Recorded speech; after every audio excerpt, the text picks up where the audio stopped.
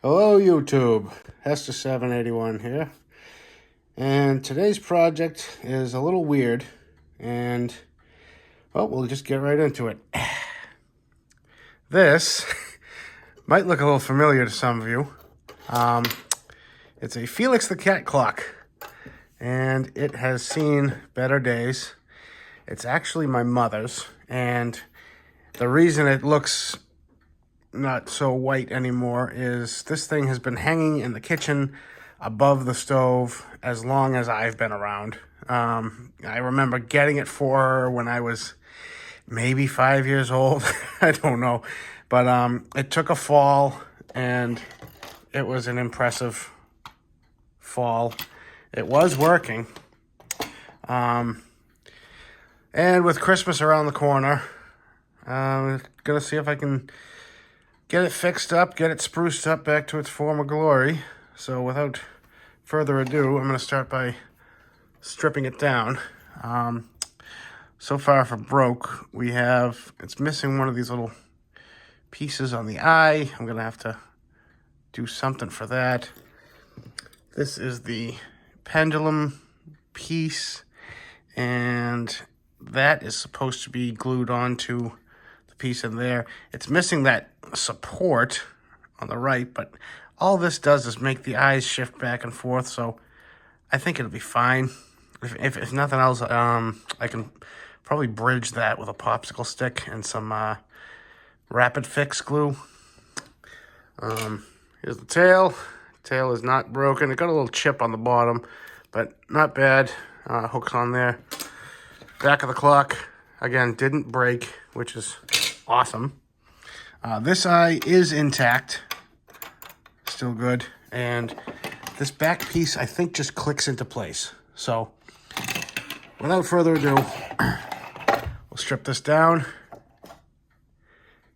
and clean all the pieces individually, and I'll get you back here when we get it apart. All right, so good news, bad news. Good news is we got all these pieces off. I don't know if I want to take that eye out. I feel like I might be introducing myself to a bad day.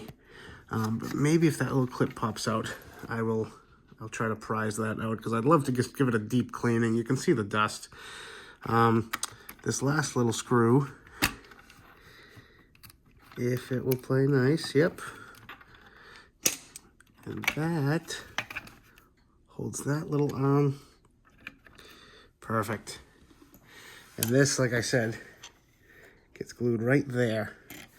And how it works is there's a little rotating magnet right here. And this is a big hunk of steel. So as it rotates, it's just kind of swinging it back and forth, which moves the eyes back and forth. You know, that signature Felix the Cat clock. I don't know how many of you guys grew up with these things. Write down in the comments if you ever had one of these growing up. I know they used to be plug-ins. Fun fact, though, even though this clock was broken, it was still right twice a day. All right, yeah, terrible joke out of the way. Now, the only thing that I don't know what I'm going to do yet about is that little terminal for the D battery, or C. Yeah, I think they were C batteries, is gone. This feels loose, but I'm pretty sure. Yeah, it just sits there. See, if I wiggle it, the whole wire is wiggling with it, so I don't know. This one must have corroded off. This has been sitting broken for a good couple of years. So I think what happened is she left the batteries in it, and it just kind of gave up the ghost. So not quite sure what I'm going to do about that. I might just end up soldering a wire, and all it's got to do is make contact, right? So putting the cart ahead of the horse.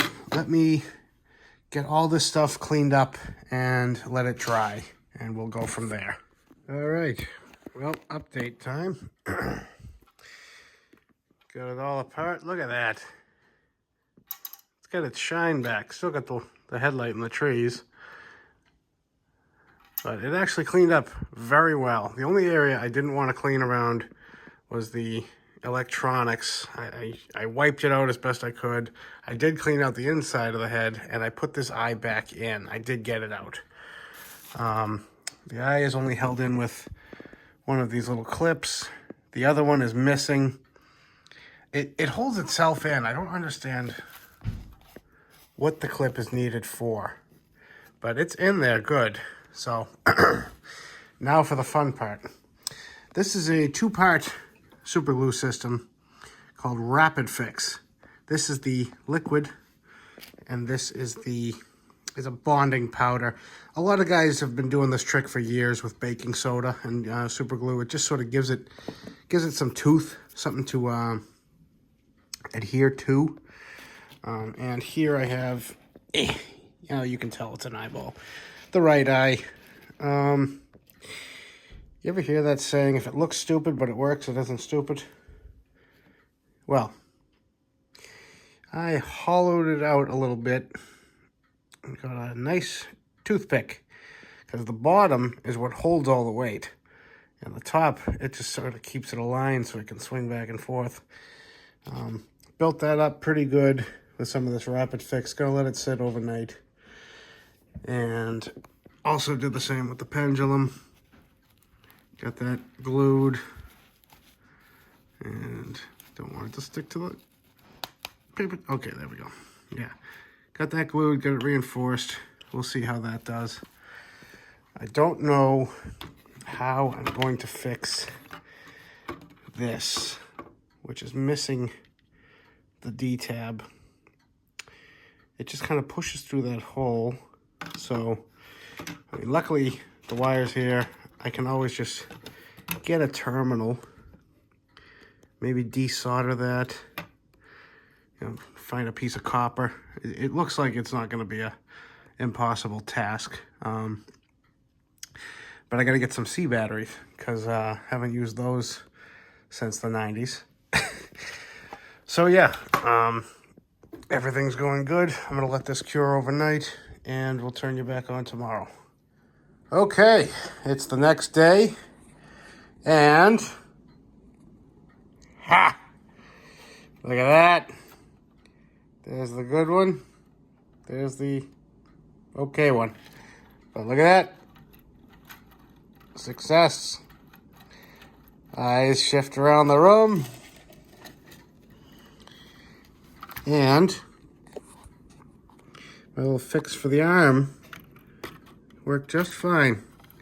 That's how these work, by the way. I know I did a terrible explanation of it earlier, but so yeah, behind this little round wheel here, let me get a pointer. This black disc is actually a rotating magnet, and that is a big chunk of metal on the back. And so as this slowly spins, it's hooked up to these eyeballs, left and right, left and right. And like I said, they're not under any tension. I'll mess with the good one, but they weigh nothing, and they just sit there. So I'm really not worried about the toothpick. It's in there solid as a rock, let me tell you. And by the time it wears through that toothpick, this thing isn't going to be telling time anymore. So I'm not concerned about it. Also, I'm not going to worry about fixing this little broken bridge piece. Its only job is to support that black thing. And like I said, there's no tension on it whatsoever. All it does is rock back and forth. So I'm going to let sleeping dogs lie. If I have to, it's not going to be that hard to mess with, but I'm just afraid of handling this piece any more than I have to, because I'm already lucky that I got it to take. But yeah, so now I have to actually take this little screw out again. This was just sort of a test fit. And the only thing left is I have to fix that damn battery terminal that I keep putting off because I don't know what I'm going to do for it. But I'm going to go spend some time looking at my stash of broken electronics and parts and terminals and see if I have something that will that'll work. So I'll turn you back on in a second. All right, so here's what I came up with. And before I get into this, a couple people might be asking why I went with a toothpick as opposed to maybe like a thin piece of steel or mechanics wire, something like that. What I've found with this Rapid Fix is that the wood will actually soak it in and absorb it and sort of give it more, something to bite on versus like a smooth surface like a mechanics wire. Also, I did rough up the plastic where the where the 2 points meet. I have this little engraver pen, Harbor Freight or something like that. I think it was like $3, and it just comes in the most handy little tiny grinder tip on there, and it's perfect for little detailed work like that. I've used it to clean up battery contacts and such. Anyway, so what I've done is I've attached this little spade terminal onto the wires, and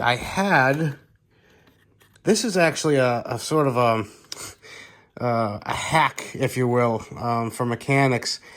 They use these terminals to sort of piggyback off of fuses in a car, and you stick that into the fuse box, and it leaves enough room for you to stick the fuse in. It's got that little pocket for it, and then it sticks out the other end with a spade that you can scab 12 volts off of, and that worked just about perfectly. It's in there nice and tight. It's about the same length as the other side. I'm going to just kind of tweak it up, and I have that little fold over piece at the end in case I need some more length. But sweet. I'm going to put you guys down, attach this, plug it in, and hope for the best. And we're going to call that a success. It's actually even keeping time. It's been going for 5 minutes. So now the only thing I need is a new set of C batteries, because these AA's are just not strong enough to get the eyes moving full sweep. But it is all together and in one piece. Also, I was wrong about how these clocks work. So this is the Kit Kat. This is my mother's. This is the Kitty Cat, which is a much smaller version, and you can see the eyes are already moving. It does not spin. It is just a magnetic field that keeps getting made and broken, and it centers that magnet. And it took me a little bit of figuring out, because the super glue that I added made it way too heavy. So I had to grind away a lot of the super glue and a lot of the dust and sort of level it out and piece it together. I want to thank you guys for watching, and kind of stuck in the house today. It's pouring outside, and everything's just kind of wet. It was pouring earlier, and now of course it's dry. But thanks again for watching, liking, commenting, subscribing. Really appreciate it. Until next time.